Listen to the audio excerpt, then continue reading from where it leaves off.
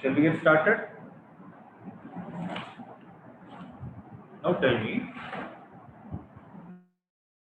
So this is not a new chapter that you're learning this year. Okay.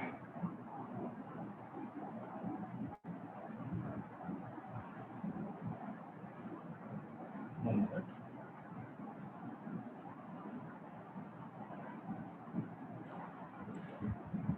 Yeah. So the name of the chapter is Current, Electricity. Okay. The name of the chapter is Current, Electricity. So before we get started with all the concepts, can someone tell me what this chapter is all about?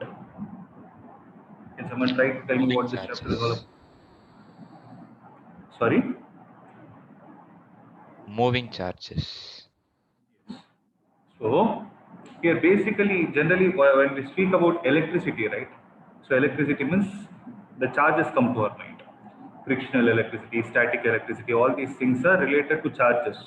Whereas when you use the word current, current is something which is flowing. So if you are able to have a branch of physics, so you have a branch of physics which deals with motion of charges. So with the motion of charges, that is electric charges, then that particular branch is what is called as current electricity. So if you try to recollect from the previous two chapters, in the first chapter we discussed about the electric charges and fields. Right? In the second chapter we concentrated on electrostatic potential and capacitance. In both the scenarios, we dealt with charges which were at rest.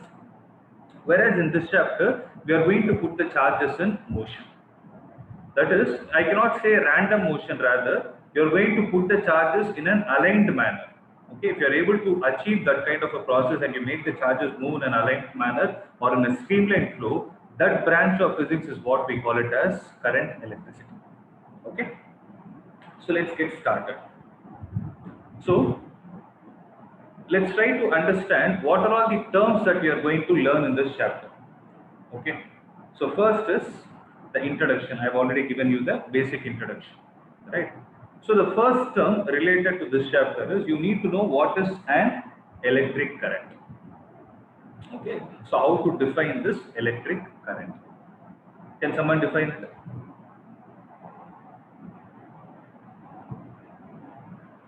So electric current is generally represented by the symbol small I or capital I. So how do we define it? How are we going to define it? It's Flow called of as charges. it's called rate of flow of charges. So we cannot just like that say flow of charges. If you are able to calculate the rate at which these charges are flowing, then that particular parameter is what we call it as electric current. So mathematically, how can you write electric current as I is equal to anybody? Q by Q, T. this Q divided by T, or some books refer to it as delta Q divided by delta T. So if you are able to write something in the form of delta, then this kind of a current is what we call it as average current. Okay. Similarly, if you are able to write I is equal to dq divided by dt, then this is what we call it as instantaneous current. So you can ask me in this chapter, what are we going to deal with? So the name of the chapter is current electricity, right? In this chapter, our main concentration is only going to be on a type of current called as direct current. So what do you mean by direct current? Direct current is the one which does not change its direction with respect to time. Okay. So our discussion will be restricted to direct current. This instantaneous current, we will be discussing the seventh chapter called as the alternating currents. Okay. Now, next is, so we got introduced to a new term, that is current. We saw the definition of it. The next thing that we are supposed to see is it a scalar quantity or a vector quantity? What will you say? Current is dash quantity. Anybody? Scalar. Scalar. But it has direction. Current flows from higher potential to lower potential. Sir, it does not follow the rules of the laws of vector. So the vector laws of addition. That's the reason. So though current has magnitude and direction, since it does not follow the vector laws of addition, we still categorize it as a scalar quantity. Okay. So current is a scalar quantity. What is going to be the SI unit for it? Ampere. So the SI unit is going to be, actually it is coulomb per second. Coulomb per second, or this can also be called as ampere, which is represented by the symbol capital A. So capital A is nothing but C divided by S. So what is the dimensional formula for it?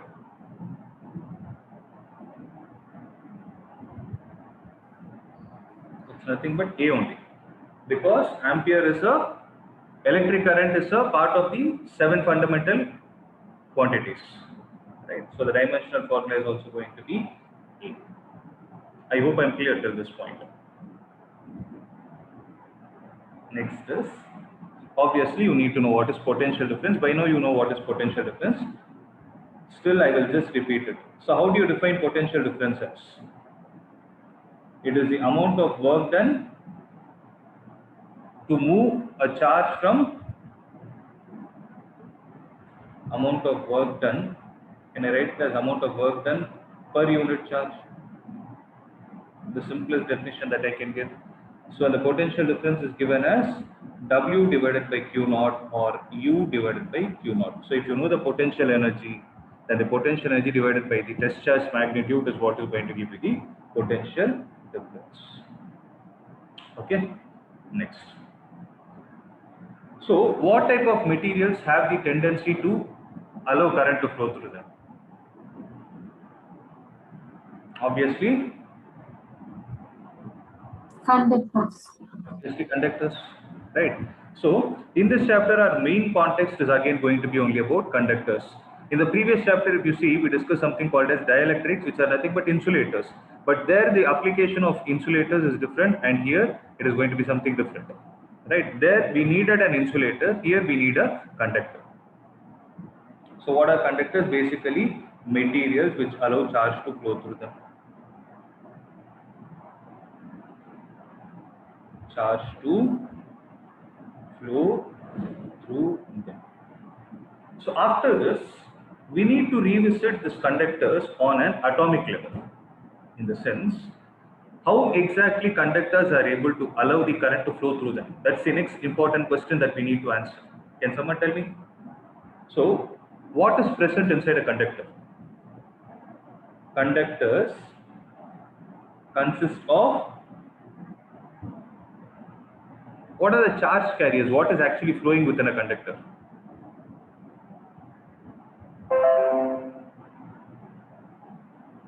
So what are the, sorry? Can you repeat it? Conductors consist of? Electrons. Consist of free electrons. It's not only about electrons. Every material has electrons. So conductors consist of free electrons. So what do you mean by free electrons? The electrons which can actually flow within the conductor are what are called as free electrons. Okay. So why is conductor able to exhibit this kind of a property? It is because if you look at the atomic level, you have a central part called as the nucleus. Around the nucleus, you have the shells in which the electrons are present, obviously. Right. So when you talk about a conductor, these electrons are loosely bound to the nucleus, due to which even little amount of energy you give, you will be able to generate the free electrons. And these free electrons are the ones which are going to participate in the process of electric conduction. Okay. So now we will go into the structure, like what exactly is going to happen. So if I take a conductor like this, see, generally if you take any conductor, they are in the shape of a cylinder, right? Any wire you take at home, if I take this wire also, If I take this wire, this wire is also in the form of a cylinder.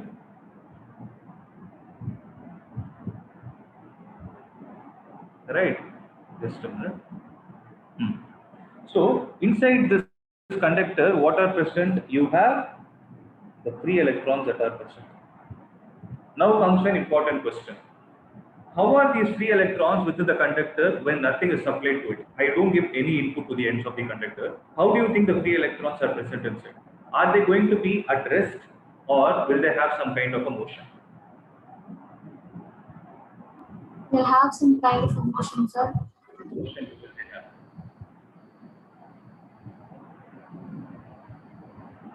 Repulsive motion, okay. So what do you think will be the kind of motion that is going to happen? Are they going to move in an aligned path or they will be randomly moving? Aligned paths, sir. I guess Sorry? aligned. You think they are in aligned path? Yes, sir. So if a conductor, okay, let's think of this logic, okay. If I have a conductor, for example, you connect your mobile phone to the charger wire, okay. Right, you connect it to the charger through a wire. Will your mobile phone start getting charged immediately? You just connect it to the wire. Is that sufficient enough to make your mobile phone get charged? Or your laptop? sir. Obviously no, right? No. So if I take that wire is a conductor, the cylindrical conductor that we are trying to talk about. So inside that conductor you have free electrons.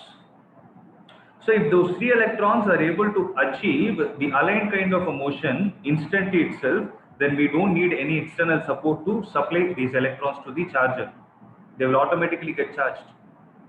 Okay, try to understand. The aligned motion that is getting generated is what is the electric current which is constituted within the conductor. That is not going to happen. And the reason being, see, generally what people think is these electrons, free electrons are going to be at rest, but that is not going to happen due to the thermal agitation. So what do I mean by thermal agitation is, it is because of the room temperature that is present, all these conductors, all these electrons which are present within the conductor, they will have motion in random direction like this. Okay, so that is, even without you applying any potential difference, these electrons will have certain amount of velocity associated with them in such a way that the average value of all the velocities, average value of the initial velocity, so what is it going to be? It is going to be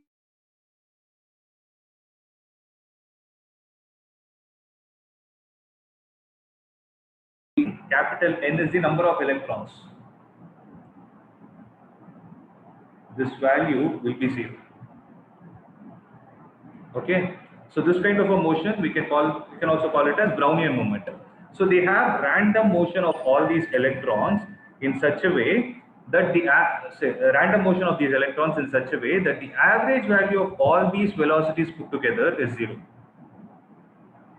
Okay. So this is the first point to be noted. When is this happening? This is happening before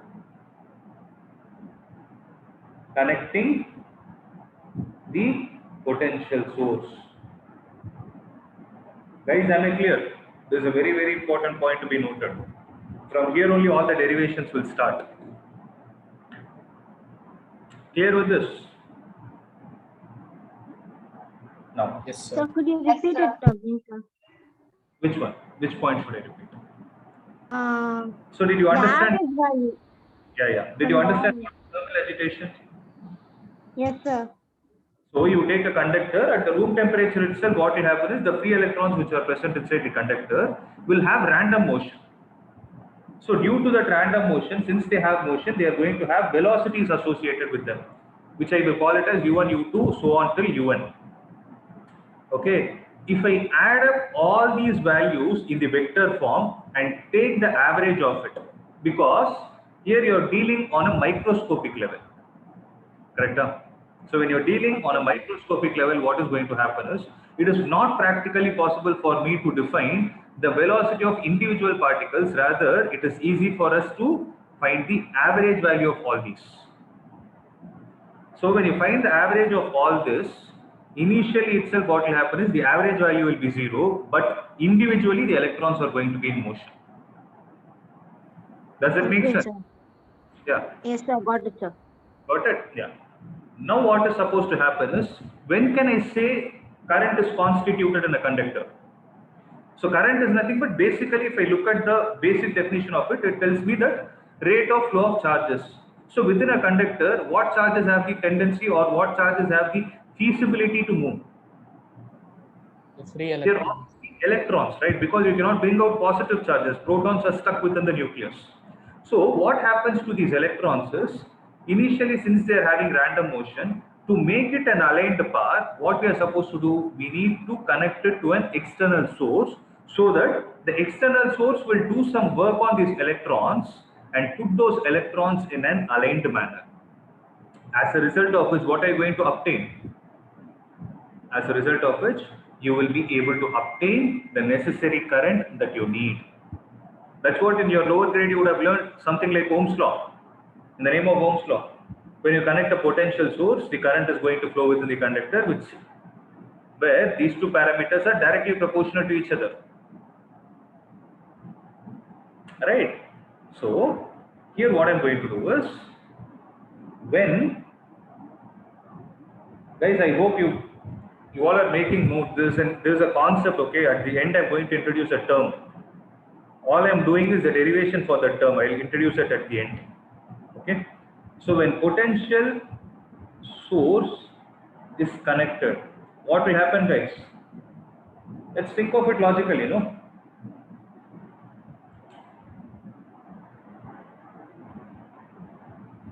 Let's think of it logically. If I connect a potential source, positive, negative, something The like electron starts moving to higher Yes, to lower positive. potential. this. Yes. So the electrons which were having random motion will tend to experience a force due to whom?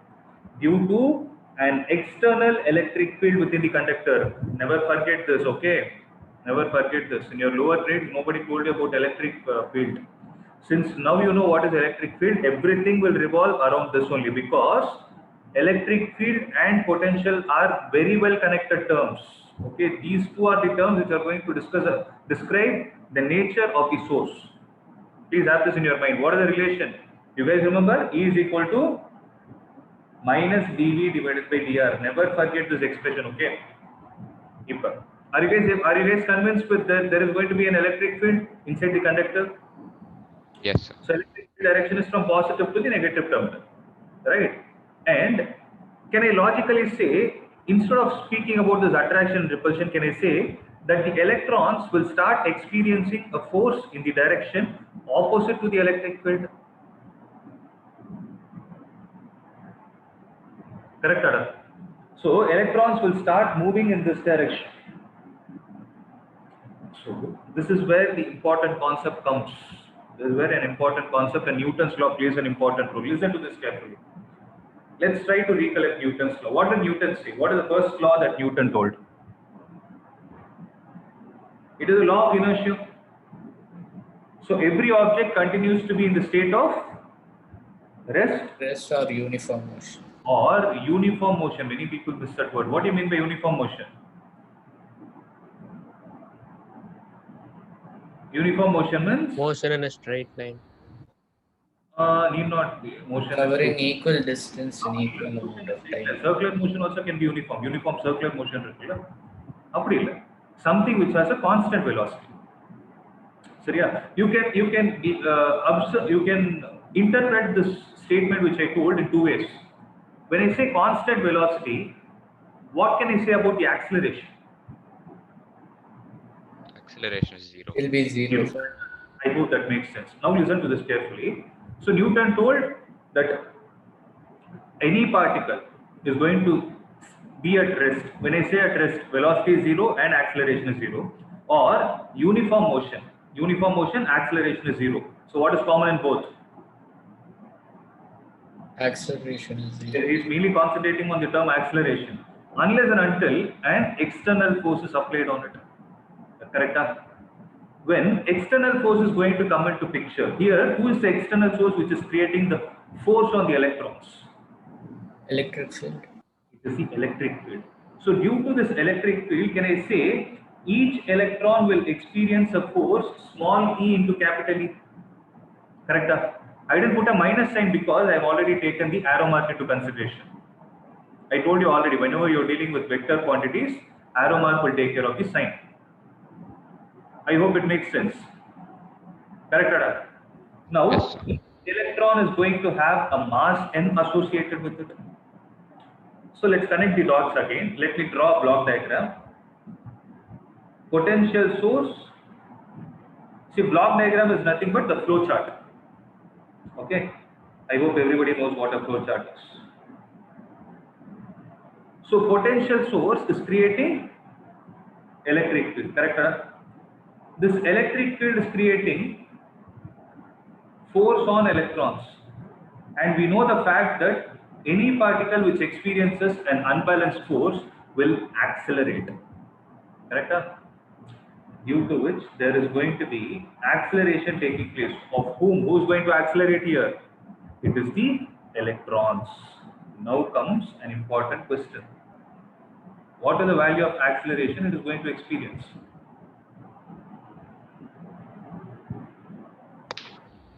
Mass by force. Very good. So here,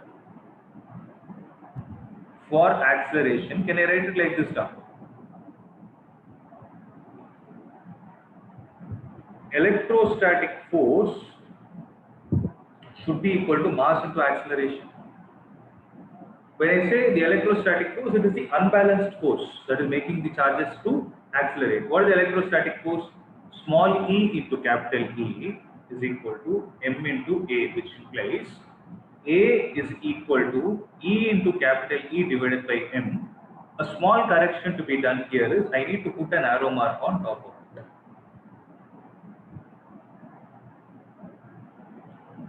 Okay, wait. Let me make it simpler. First, let me write it in terms of magnitude. Okay. So A is equal to E into capital E divided by small m. I hope you guys have understood. So in the vector form, if I write A vector is equal to minus E into E vector divided by m. What does the minus sign indicate here? The It's direction. opposite to the direction of the electric field. Very good. Acceleration and electric field are in opposite direction. As simple as that. This we know. Because if you look at the diagram itself, you can say electric field is to the right, acceleration is to the left. As simple as that. So this is an important value. Remember this. Next time onward, you need not derive this, you can actually remember this. Sarya, just give me a second. In the meanwhile, you guys can copy. So I hope it is clear till this step. No confusion, right? Sir, once can you scroll up? Sir.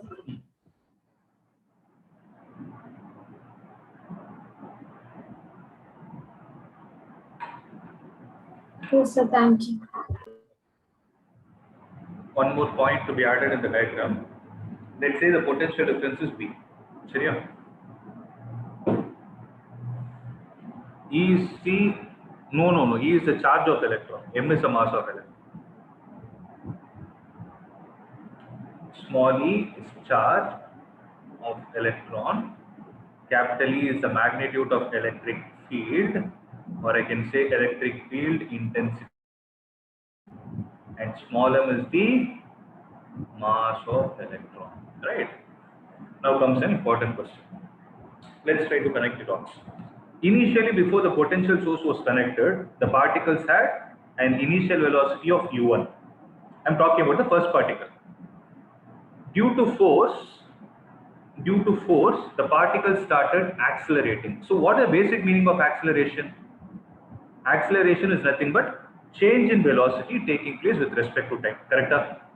So can I say that the first electron, whichever I'm trying to, the first electron out of these n electrons, since it had got accelerated, can I say the final velocity of first electron v1, if I write it as a vector, can I say this is equal to u1 vector plus a into t1 vector, sorry, a vector into t1?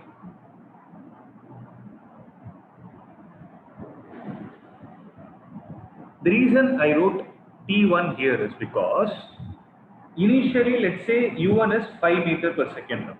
Okay, so that's just some random value. Let's say v1 is 10 meter per second. So there is some amount of reasonable time that is needed for the velocity of the electron to increase from 5 to 10 meter, correct?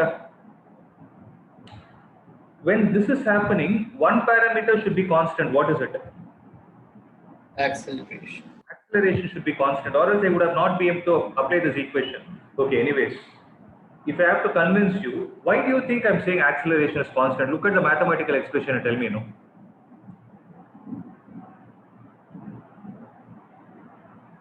I told acceleration of one electron is minus E into capital E divided by M. Is it going to be the same for all the electrons? Yes, Is it sir. so? Yes. Why? So all the values will be fixed, sir. All the values are constant, correct? Charge is same for all the electrons. The electric field they present is same, and mass is same. So acceleration is constant, and that is the reason why I am able to apply the first equation of motion. Similarly, what is going to be the final velocity of second electron down? V2 vector will be equal to U2 vector plus A vector into T2. Okay, the reason why I am writing T2 is maybe U2 would have been 4 meters per second and V2 will be 12 meters per second. We don't know. Only then maybe you will be able to get the acceleration of whatever value you require. Okay, so if I keep writing it like this, then what is going to be the final velocity of nth electron down? Is it not? Vn vector is equal to un vector plus a vector into tn. So what is going to be the sum of all velocities? Guys, are you making a note along with me? Sum of Yes, all sir. sum of all the velocities on the left hand side will be v1 vector plus v2 vector plus so on till vn vector. See, always in physics, no, one important point I would like to say, use capital N for number and use small n for number density. When I say number density, it can be number of something per unit length, number of something per unit area, number of something per unit volume. Okay, so wherever you want to use number density, use small n. That is the notation followed. Capital N always represents number. Okay, so that is why I mentioned it in capital N. Don't write it in small n. Is equal to u1 vector plus u2 vector plus so on till un vector plus acceleration is going to be constant t1 plus t2 plus so on till tn. I hope everybody is convinced with this equation. I just added all the values, that's it. I collected the like terms. Clear? Charya? Now see what I'm going to divide both sides with capital N. When I do that, I will get v1 vector plus v2 vector plus so on till vn vector, the whole divided by n is equal to u1 vector plus u2 vector plus so on till un vector, the whole divided by n plus a vector into t1 plus t2 plus so on till tn, the whole divided by n. Charya? Now listen, guys. Now we know one fact. Look at the right hand side. Tell me what is the known fact was. That acceleration is constant. That is right. This average value of all the initial velocities put together, is it not a zero? You can ask me a question, sir, why didn't you write it here itself? You could have made it no, because logically what we will think u1 vector plus u2 vector plus so on till u1 vector divided by n is 0, that n will go to the other side. So numerator also should be 0. No. The numerator is not 0. Okay. That whole value will become 0 only if there is an n in the denominator. That is the reason why this step is important. That is the reason why this step is important. Capital N is number of electrons. Okay. Guys, are you able to understand? So u1 vector, the average value is 0. Don't make a mistake of writing this value itself as 0. I have seen that common mistake. If you do that, your whole derivation will change the meaning. Okay. Now, what is this thing? What is this thing? Is it not the average of all the final velocities? Right? Then this value is what is called as the drift velocity. It's called as the drift velocity, which is represented by the symbol Vd. So what is drift velocity? It is the average value attained by every electron. So if I need to speak about the velocity with which the electrons are moving inside, I will not speak about the individual velocities with which they are moving. Rather, I will use a common term called as the drift velocity. Chaliya? So this is what is drift velocity is equal to. So can I write Vd is equal to minus E into capital E divided by M into the average of all these times is what is called as tau. Okay, the symbol used is tau, it's a Greek letter, and tau here means relaxation time. Okay, so this is the whole expression. Please listen to this carefully. Drift velocity is equal to negative of charge of the electron multiplied with the electric field divided by mass into a parameter called as tau, where the tau is called as the relaxation time. So the definition of relaxation time is, as the name suggests, relaxation means it is the time existing between two electrons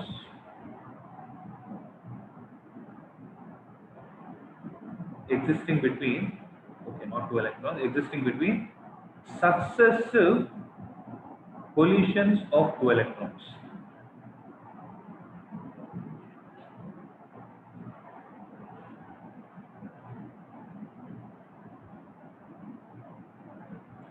Drift velocity is the average of all the final velocities.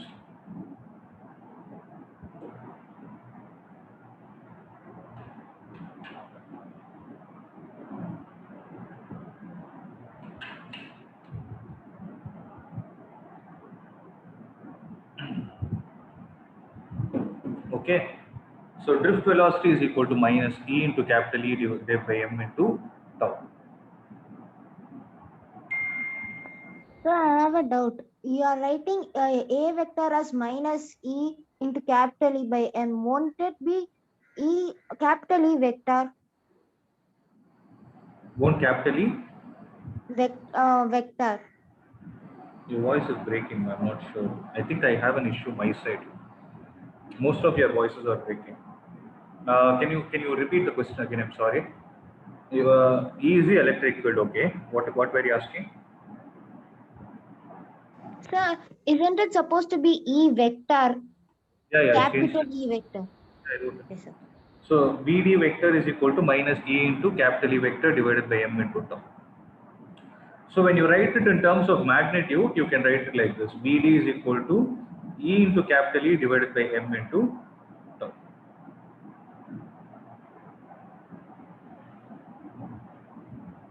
Velocity of electron, where average velocity of electron is drift velocity. So drift velocity is the average velocity of each electron. You can say it like this. Nobody will ask you the definition, but for you to know. So Vd is equal to small e into capital E divided by M into tau. Okay.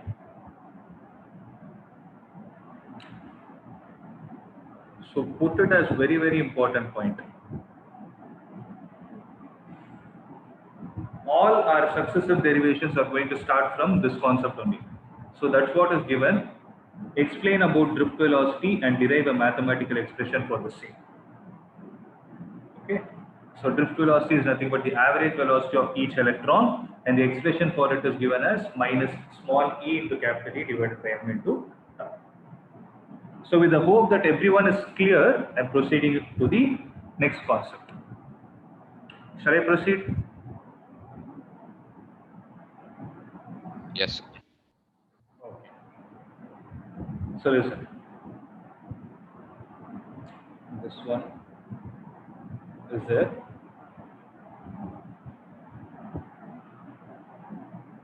Okay. So the next term that you're supposed to note is, we know that Vd is equal to small e into capital E divided by m into tau, right? The small e into tau divided by m into e. I can rearrange the equation like this and write it. Okay, small e into tau divided by m into e. I just made a mathematical rearrangement, that's it. Then e into tau divided by m can be called as Vd divided by e. Correct? So if you observe the right side expression, it is the ratio of the drift velocity and the electric field. Okay. So if you are able to define the amount of drift velocity which is acquired when you apply unit electric field, then you will get a parameter called as mobility of electrons. So this is again another 1 mark question that is very important. They ask you define mobility of electrons. So what is the basic definition of mobility? It is defined as the drift velocity acquired per unit electric field. That is, when you apply a unit value of electric field, how much ever drift velocity the electrons are able to attain is what we call it as mobility, as the name suggests. Mobility means the ability of the electrons to be mobile. So how much velocity they acquire depending on, so how much output they are getting depending on how much input you are giving is what we call it as the mobility. Okay. So what is going So to be can the you repeat the definition, sir? So the definition is here. Drift velocity per unit electric field. That's it. That's the definition.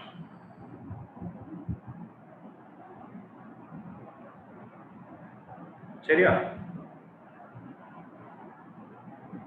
Okay. So drift velocity is represented by the is having the unit meter per second. Electric field has the unit volt per meter, because E is equal to dV by dr. So this meter will go to the numerator. So meter square per volt per second is what is going to be the SI unit of mobility. So sometimes I can ask you as a problem also. They'll give you the drift velocity and the electric field. They'll ask you to calculate the mobility. Your job is only to divide both these parameters. I hope I'm clear.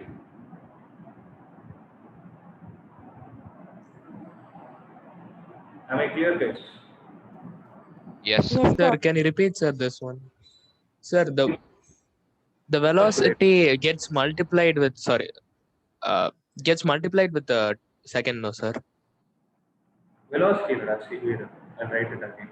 I'm clear with the definition. So mobility is represented by the symbol mu. So if you are able to calculate the amount of drift velocity per unit electric field. Let's forget about the definition as well. Okay. So let's say you have a teenager, okay, and you have a 60-year-old person. If they try to walk, who do you think will have more mobility?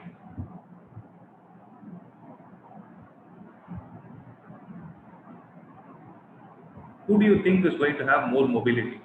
Let's talk in terms of the teenager, obviously, because he is going to have more energy and all those things.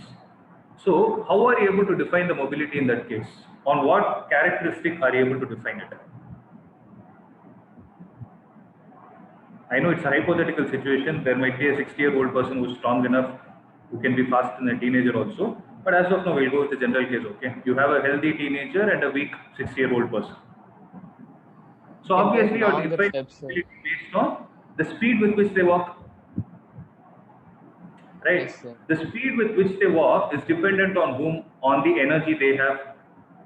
In a similar way, if I talk about the electrons which are present inside the conductor,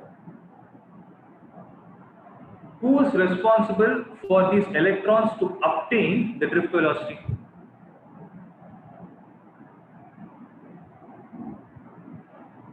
You are connecting a potential source.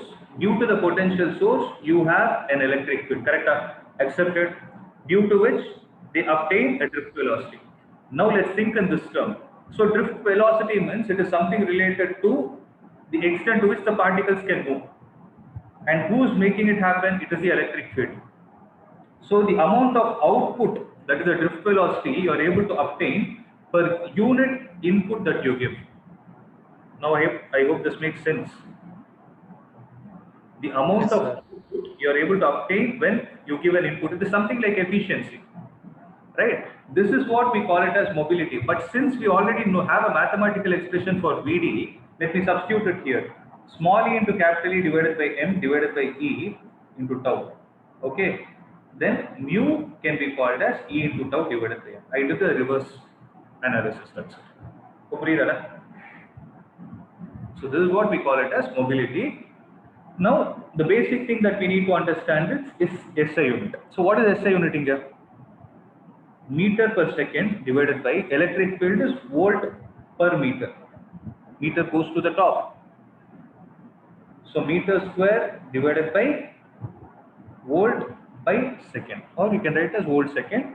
That's what is given as meter square volt inverse second inverse. Sometimes this can be a 1 mark question. Mention the SI unit of mobility. Define and mention its SI unit. Chariya? I hope you guys are clear. Yes, sir.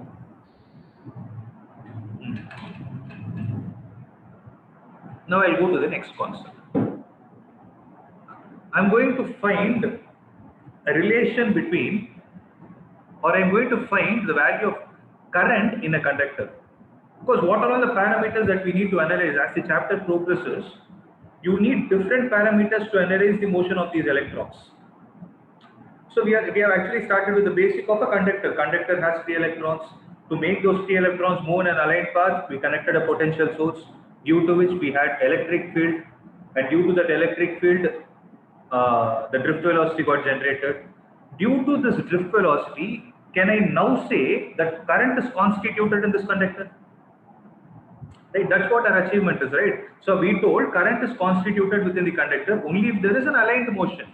When there is an aligned motion taking place, I can say the particles have drift velocity. Now my responsibility is to find what is the value of electric current in terms of drift velocity. That is going to be the next topic.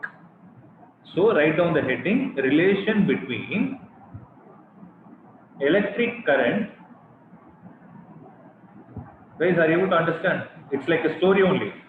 It's going in a particular order, right? Relation between electric current and drift velocity. So we need to get started with this. Listen to this carefully, okay?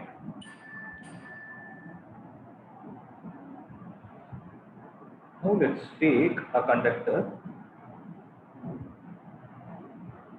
whose length is L. See, unless and until it is mentioned, by default all conductors will have cylindrical shape because they are in the form of, the wires are generally in the form of a cylinder. And A stands for the area of cross section. So L is length of conductor. Capital A stands for area of cross section. Okay.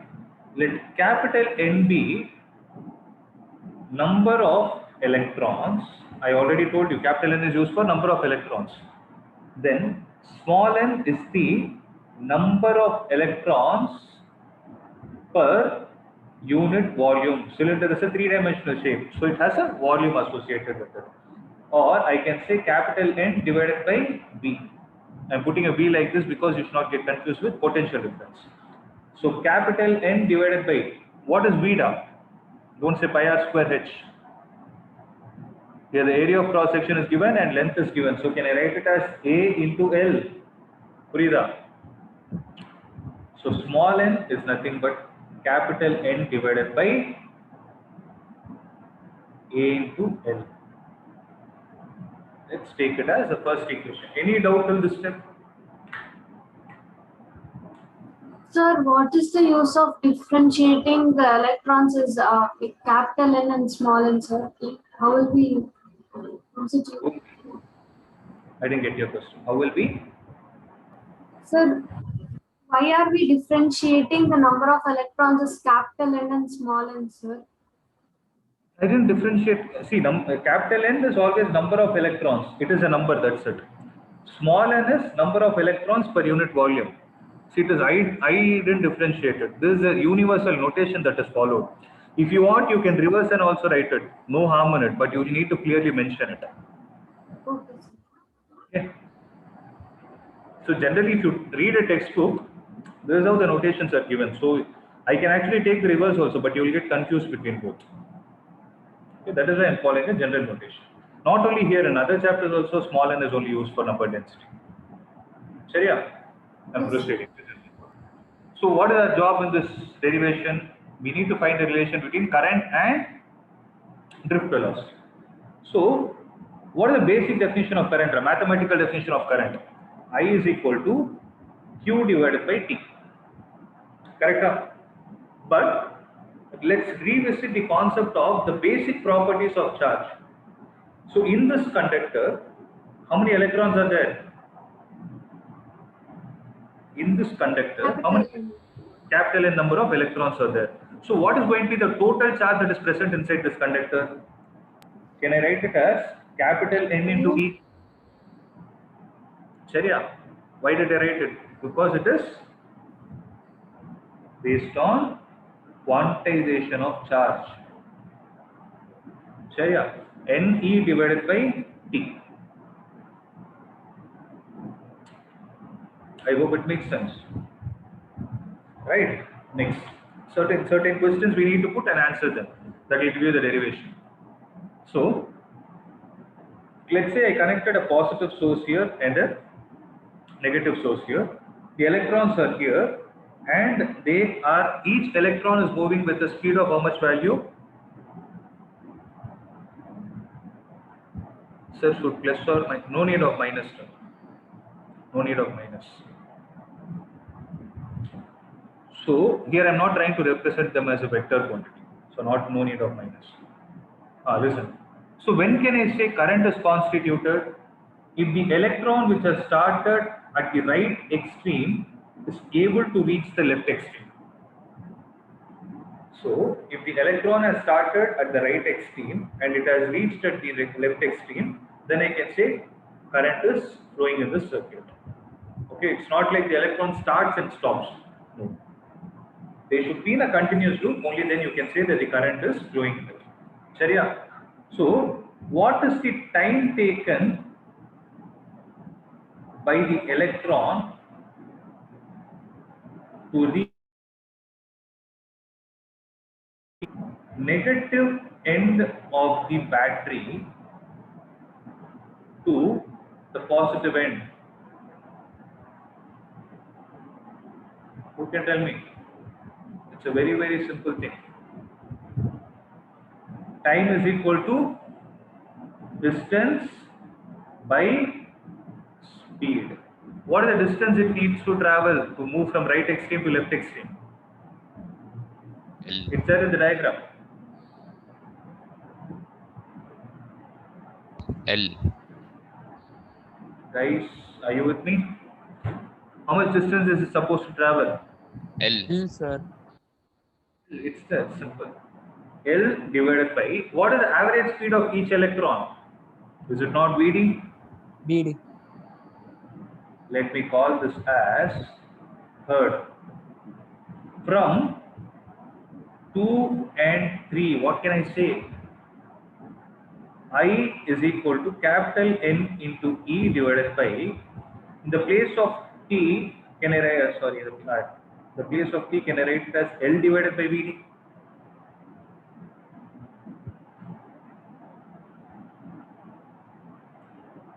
Correct?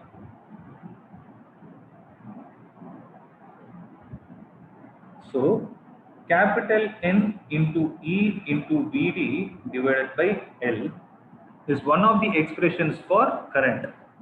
But generally we will try to write everything in terms of number density. Sharia. So what I'm going to do is, I know that capital N is equal to small n into A into L. Let me call this as 4, let me call this as 5. Taking 5th and substituting it here, I will get I is equal to by L. L and L will get cancelled. Did I miss something? Yeah, E. So it is N E A V D, and this is the mathematical expression for the relation between current and the drift velocity. It is a very, very important relation.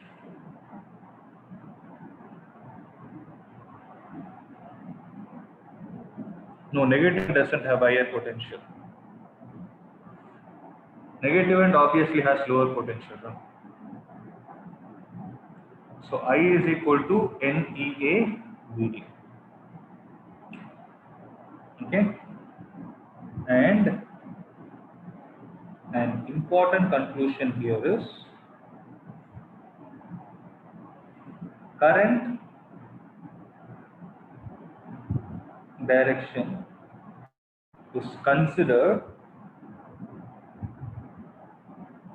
opposite to the direction of flow of electrons.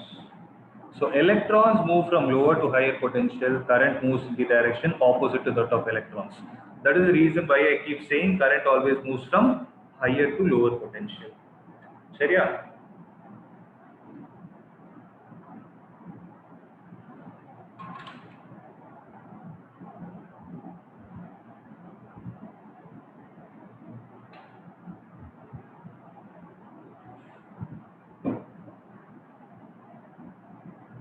Next,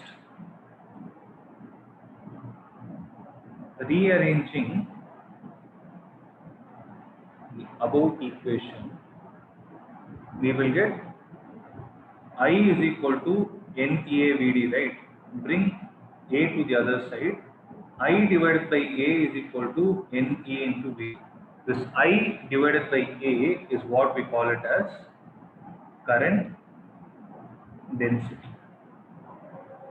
So current density is given as, some books represent it as small j, some books with capital J. This is given as NE into VD. So what is the definition of current density?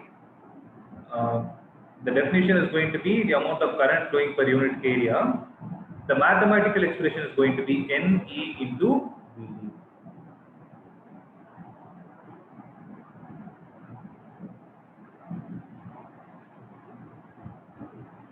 So here current density is written as J, sir. Current density, right? It's written as J, right? Capital or small? Capital J, some books as small j also. That is the reason I wrote both. So whichever, for the sake of exam purpose, whichever your teacher says, accept. Sir, where is the formula used, I and J? In problems, sir. Wherever they ask, you have to apply it. There will be problems based on this.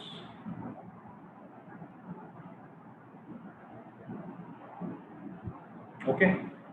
So this is all about the relation for, this is all about the expression for drift velocity, the relation between current and drift velocity, and the current density and drift velocity. Tomorrow we will be seeing a very important concept, that is Ohm's law. So I believe everybody knows Ohm's law. What is Ohm's law? At constant temperature, the potential difference between current flow is directly proportional. Sorry, my voice was directly proportional to its current of the conductor. That's right. So this is known, right? So you would have learned V is equal to IR, applied it many times. But till now you don't know what is the reason of V is equal to IR. That is what we are going to see tomorrow. For you to understand Ohm's law, you need to understand these basics. So before you come for tomorrow's class, I suggest you all to revise this and so that you will understand it better. This is again a small chapter only, don't worry. Maximum 4 more classes I'll be done with this. Next Wednesday, I think we should be done with this chapter. Okay. So that's it from my side, guys. Any other doubt from today's class? No, sir. No, sir. Good. Okay. No, sir. So, okay, then if there is no doubt, we all can wind up. I'll see you guys tomorrow. Thank you, sir. Thank you, sir. Thank you, sir. Thank you, sir. Thank you, sir.